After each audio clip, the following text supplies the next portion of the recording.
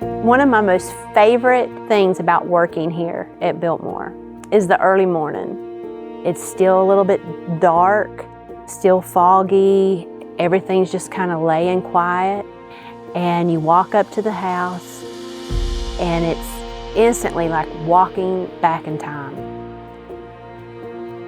My name is Lucinda Ledford, and I'm a designer at Biltmore. The banquet hall tree represents family, represents traditions. It goes back to when George Vanderbilt opened the home to his friends and family in 1895. The theme this year for Christmas is A Christmas Carol. We have Jolly Old Saint Nick in the library, Here We Come a-Wassailing in the breakfast room, and the 12 Days of Christmas in the banquet hall. 5 golden rings, I have 5 golden wreaths. I also go back to what was period correct in those times. One of the popular items were silhouette photos.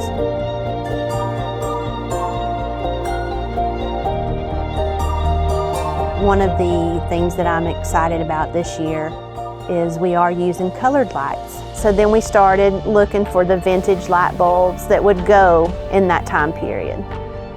We start planning pretty much a year in advance. Today is really the grand finale of months and months of work. I've been here 14 years, this is working on my 15th year, and I've seen it done every year that I've been here. So it is a little exciting to take the reins this year and be the one in charge of raising the tree. My name is Brent Merrill. I'm the Director of Engineering Services here at Biltmore. The tree this year is a Fraser fir. It's going to weigh about 3,000 pounds. It's being supplied to us from Andrews Nursery in Avery, North Carolina, which they've been supplying our trees for over 40 years now. On average, normally the tree is about 35 feet tall. This one is right there, it's 33, 34 feet tall.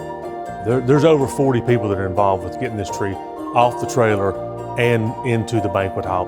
Prior to the tree arriving in the front of the house, we make sure this pathway is clear all the way from the front door all the way to the banquet hall. So we have to watch out for the historical items within the house.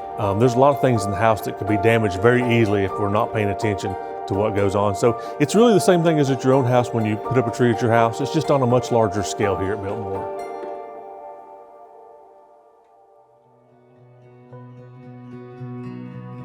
When the main tree comes up, we're like little kids hiding and watching, for the tree to come through, and you're just like a kid ready for that to go up because that is the main attraction. So then you watch it slowly come across at the ramp deuce, your heart starts beating and you get excited to know that it's getting ready to happen. And then once the tree stops in front of the house and we begin to prepare the poles, and then when that tree comes up off that trailer, it's really just overwhelming excitement knowing the tree, that it's here and it's starting Christmas. When the tree is fixing to go up, it is just fast, fast, fast. You have to be there with zip ties, you have to be there with the tree topper, because you've got guys waiting with ropes. They're up in the organ loft.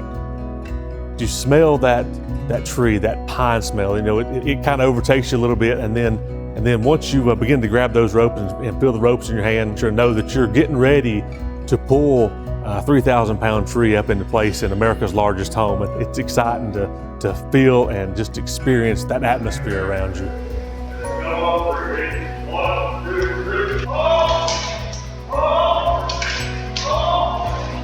So we raise this tree very carefully. We have to be very aware of our surroundings. We want to watch out for the tapestries. We got to watch out for the throne chairs. And the main thing is when the tree is going up, the chandelier, we got to make sure we swing to the left of it and make sure that we do not hit it as we come up. Once you see that tree stand up and it's in place and you know it's there, you just kind of take a breath, like, oh, it's there. But then you realize Christmas has begun at Biltmore, and it's very exciting to see that tree in place. Even if it's not decorated and untied yet, it's there and it symbolizes Christmas here at Biltmore. Once the tree is up and everything is stabilized, you work as a team with the other departments to get everything cleaned up, the lights on, and then you start with the ornaments. you have to remember it's Biltmore. It's big. We have finials that are 3 and 4 feet tall. You're on scaffolding. You are hanging enormous ornaments. So we've had to make our own stick with a hook on it, that we can lift the ornaments up onto the branches. So it's a team effort. One of the stories that I can add to decorating goes back to George Vanderbilt's time on Christmas Eve, 1895. It is said that he had 500 lights, 500 gifts, 500 ornaments. And so keeping with that tradition, I actually counted 500 gifts, 500 ornaments, and I will have 500 lights on the tree.